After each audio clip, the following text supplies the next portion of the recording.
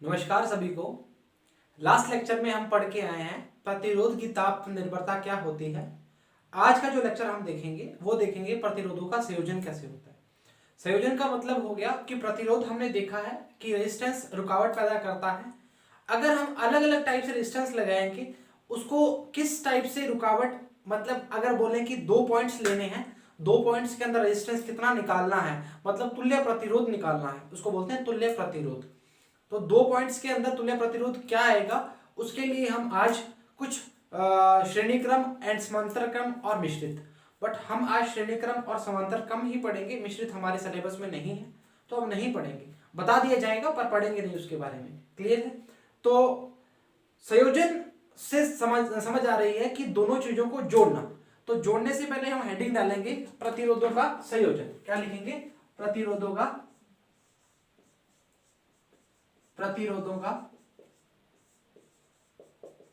संयोजन। बिल्कुल तरीके से बात करेंगे, काम बढ़ना स्टार्ट होगा तभी आगे डिस्कस करेंगे। पहला है श्रेणी क्रम और संयोजन।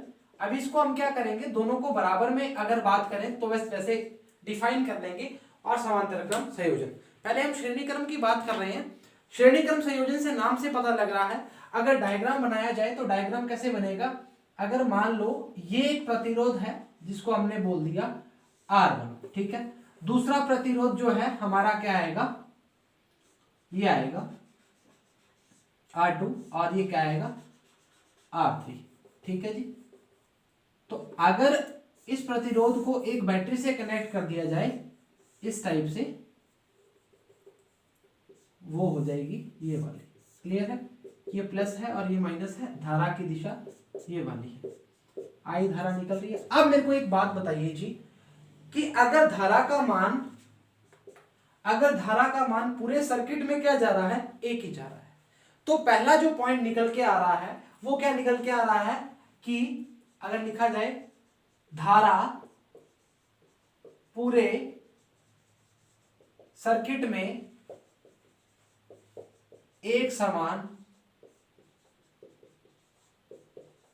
होती है। अभी एक चीज ध्यान रखना जी, इस चीज का ध्यान रखने का तरीका क्या है कि जब भी धारा को अगर मार्ग मिलेगा, पाथ मिलेगा, तभी धारा चेंज होगी। जैसे हम बोलते हैं कि हमारे घरों में पाइपलाइन को, जैसे मान लो हमने एक अपनी क्यारी में पानी देना है तो हम पाइप को उस क्यारी में छोड़ देते हैं। अगर उस पाइप के अंदर बीच में हम क्या करें, छेद कर दें तो पानी क्या हो जाएगा, फैलना स्टार्ट कर देगा। तो वैसे ही जो करंट है उसको एक ही पाथ मिला हुआ है, एक ही मार्ग मिला हुआ है, तो धारा का हम बोलेंगे तीनों रेजिस्टेंस में धारा क्या होगी, एक ही होगी। अब धारा इसके अंदर जो विभवांतर है, इसका जो विभवांतर है, इसका विभवांतर अलग अलग हम क्या कहते हैं, इसका विभवांतर V1, इसका विभवांतर V2 और इसका विभवांतर V3। तो टोटल विभवांतर कितना हो जाएगा, V इक्वल टू कुल विभवांतर कितना हो जाएगा, कुल विभवांतर लिखते हैं, कुल विभवांतर क्या हो जाएगा, कुल विभवांतर क्या आ जाएगा जी, V equal to V1 plus V2 plus V3। ये देखो बैटरी के अंदर क्या होगा, V तो विभवांतर होगा, V वोल्ट नहीं है जी, विभवांतर है, इसको बोला नहीं लगाता ताकि आपको समस्या पैदा हो जाए। V वोल्ट बैटरी है, V वोल्ट की बैटरी है, ऐसे V वोल्ट की क्या है, बैटरी है। अच्छा, तो V वोल्ट की बैटरी है, इससे देखो राजा तो ये है, प्रजा ये है, तो V से निकल रहा है V1 plus V2 plus V3। Clear है? तो हमने क्या किया, V के बराबर रख दिया इसको। क्लियर है? अच्छा, अब ओम का नियम क्या बोलता है, ओम का नियम क्या बोलता है, ओम के नियम से क्या होता है, हमने पहले बात कर ली धारा पूरे सर्किट में क्या है, एक समान है, तो धारा I1 I2 I3 नहीं होगी, बट जो रेजिस्टेंस है वो क्या होंगे, ये क्या है R1, ये क्या है R2 और ये क्या है R3। ये बात तो मानते हैं, इनकी वैल्यू तो अलग अलग है। अच्छा, तो अभी क्या लिखेंगे, V इक्वल टू, छोटा सा डेरिवेशन है इसलिए बता रहा हूं, नहीं तो बताता नहीं। I सभी में सेम है, R1 I, R2 I, R3, समझ रहे हो?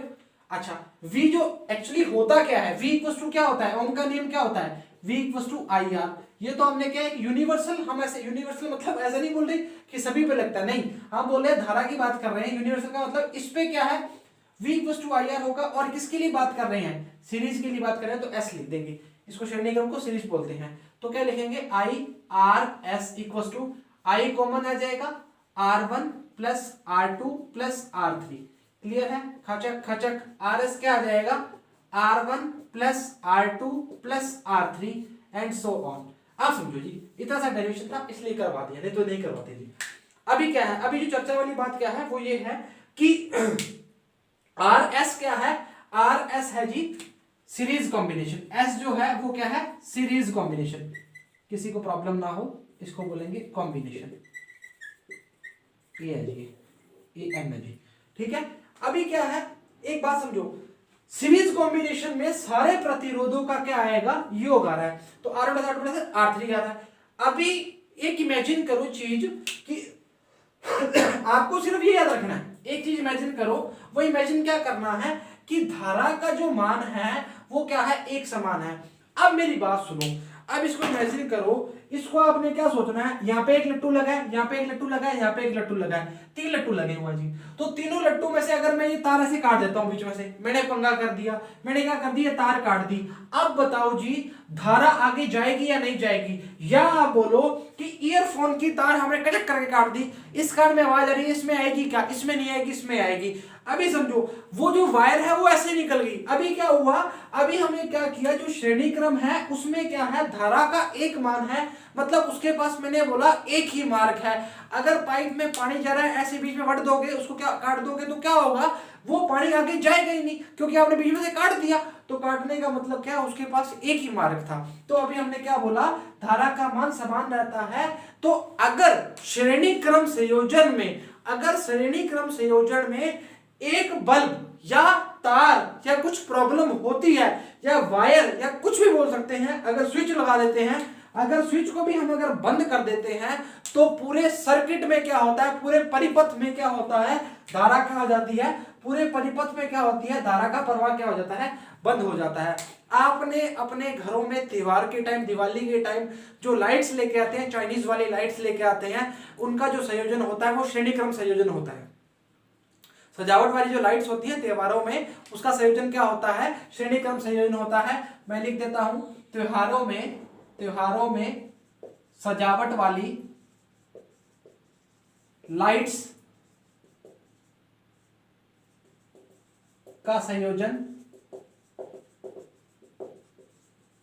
श्रेणी क्रम वाला होता है।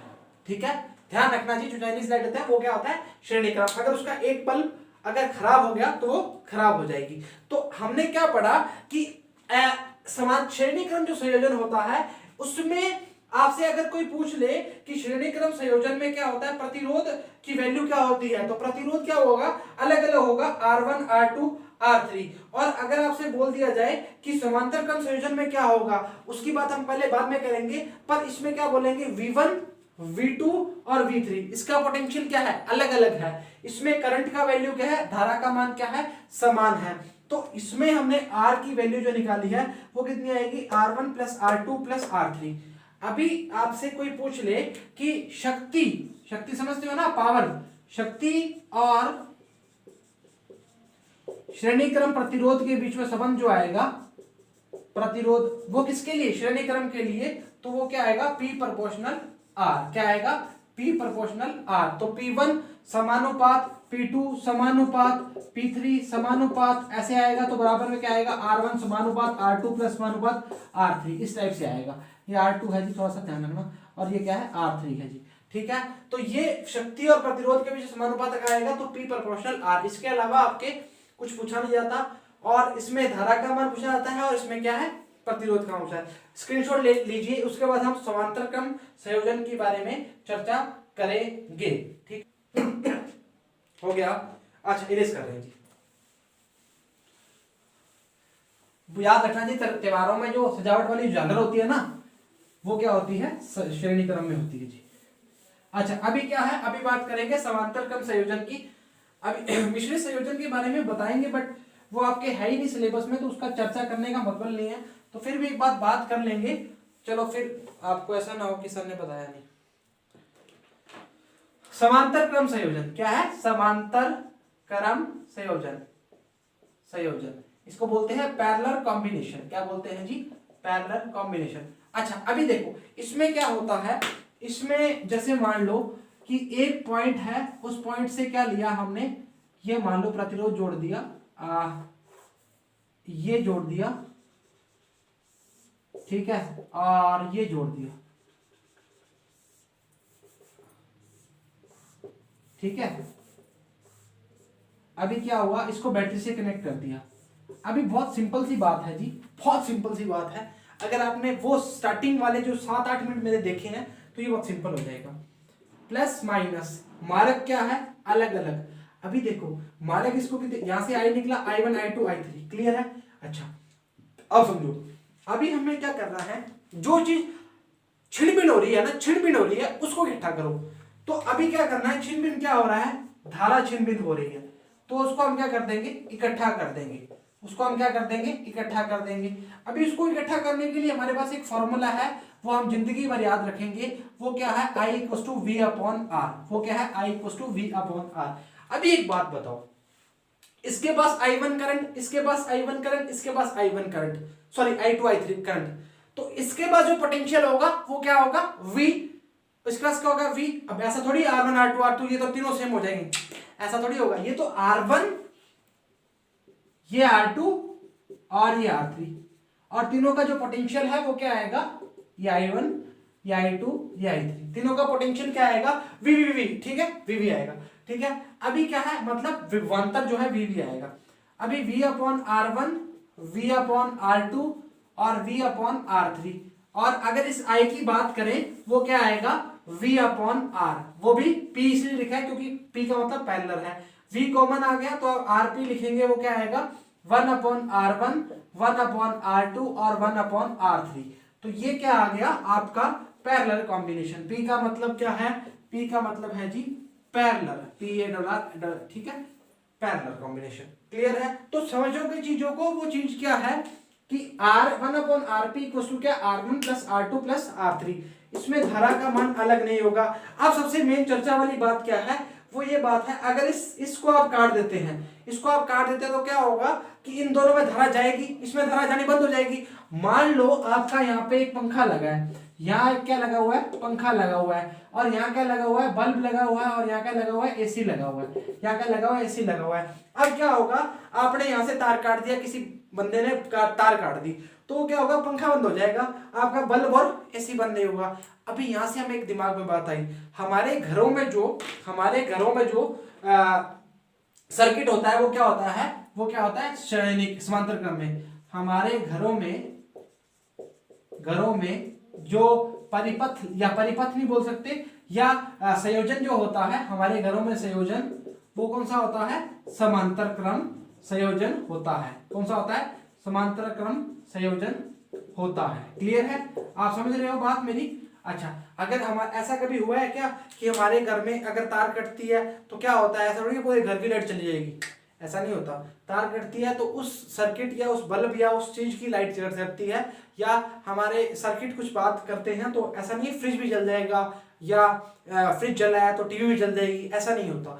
तो हमारा जो सर्किट होता है वो कैसे होता है, हमारे घरों में जो सर्किट होता है वो कैसे होता है, समांतर क्रम संयोजन में होता है, क्लियर है जी। अच्छा, अगर शक्ति के बारे में बात करें, शक्ति और प्रतिरोध के बीच में, किसमें, समांतर क्रम में, वो क्या होगा, P = 1/R।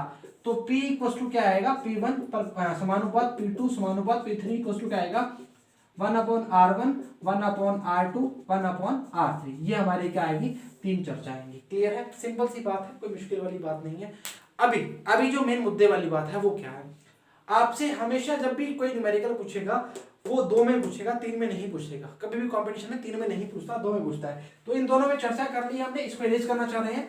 अच्छा, अभी क्या है, वो क्या बात है वो बता देते हैं आपको। प्रतिरोधों का संयोजन हमने कर लिया, ढंग से कर लिया, समझ आ गया। 3 मार्क थे, उसमें 1 मार्क था, इसलिए धारा का मान बदला नहीं। अच्छा, अभी क्या है, अभी देखो, अभी सीरीज के लिए हमने क्या पढ़ा, सीरीज के लिए हमने पढ़ा R1, R2 और R3, क्लियर है। और पैरेलल के लिए हमने क्या पढ़ा, 1/R1, R2, 1/R3, ठीक है। ये हमने क्या पढ़ा, दोनों सवाल, अभी दोनों फॉर्मूले पढ़े, ये बहुत इंपॉर्टेंट है। अभी क्या होता है, एक चीज ध्यान रखना जी, वो क्या होती है, अगर मान लो दो प्रतिरोध दिए हुए, आपको हमेशा क्या रखना है, याद क्या रखना है, 1/R1 1/R2। तो आपने क्या याद रखना है, एलसीएम लेंगे, R1 R2 आएगा और ये आएगा R1 + R2 1/RP। और RP की बात करेंगे तो क्या करेंगे, R1 R2 R1 + R2। अभी आपने क्या काम करना है, ये मैंने आपको करके इसलिए बताया है, क्यों बताया है, इसका रीजन क्या है, देखो कुछ नहीं किया, सिर्फ एलसीएम लिया है और कुछ नहीं करा।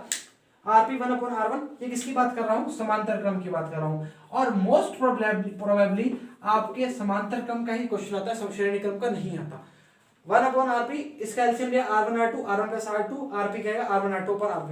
ये आपको जो फॉर्मूला है, आपको फॉर्मूला है वो आप क्या होगी, पल्ले बांध लो जी, क्योंकि आपको इसके कंपैरेटिवली, जैसे मान लो आपको क्या दिया है, एक न्यूमेरिकल दिया है, वो न्यूमेरिकल क्या है, वो न्यूमेरिकल ये है, ठीक है, मैंने ऐसे डायग्राम बना दिया, एक और 2 दे दिया, ठीक है।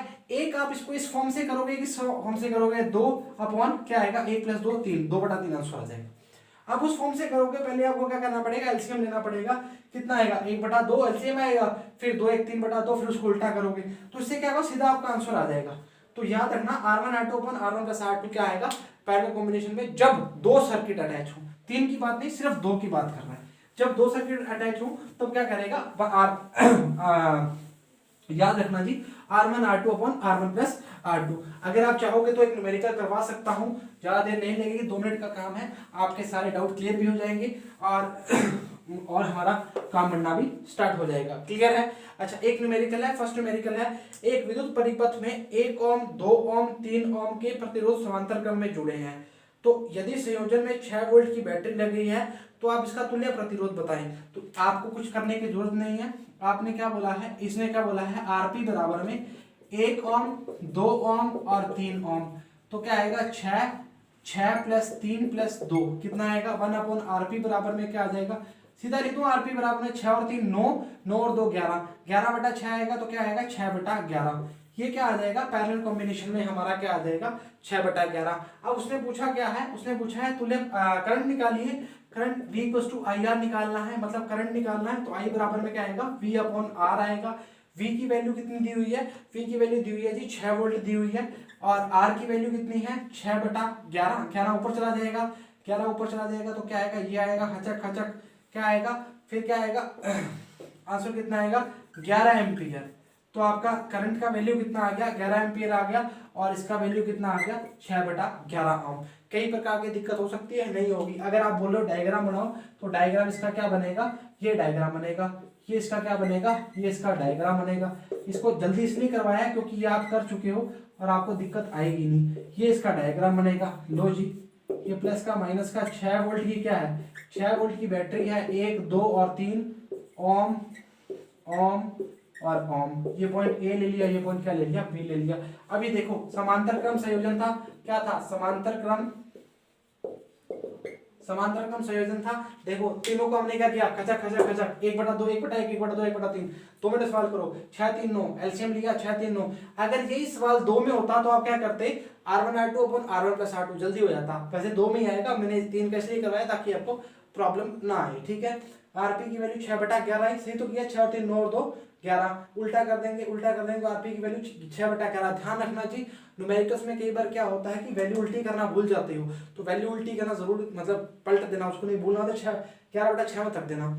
और यहाँ पे क्या किया, यहाँ पे वैल्यू रखी, हमारा आंसर कितना आया, 11 एम्पीयर आंसर आ गया। 6 और 3 9 और 2 11, 11/6 मतलब 6/11 आरपी की वैल्यू आ गई। और हमारा जो करंट है वो कितना आ गया, वो हमारा जो धारा है उसका मान कितना आ गया जी, 11 एम्पीयर। अगर आपको लगता है कि मेरे को बहुत सारे न्यूमेरिकल करने हैं, तो हमारा जो बच्चा हिंदी मीडियम का और जो इंग्लिश मीडियम का है, दोनों की प्लेलिस्ट बनी हुई है। 12th क्लास का 2nd चैप्टर जो है उसमें खूब सारे न्यूमेरिकल करवाए हैं, बट आपको इतनी जरूरत नहीं पड़ेगी न्यूमेरिकल्स की, इतने में काम सर जाएगा जी, आपका कोई दिक्कत नहीं आएगी, ठीक है जी। तो आज के लिए इतना ही, कल मिलते हैं, जय हिंद।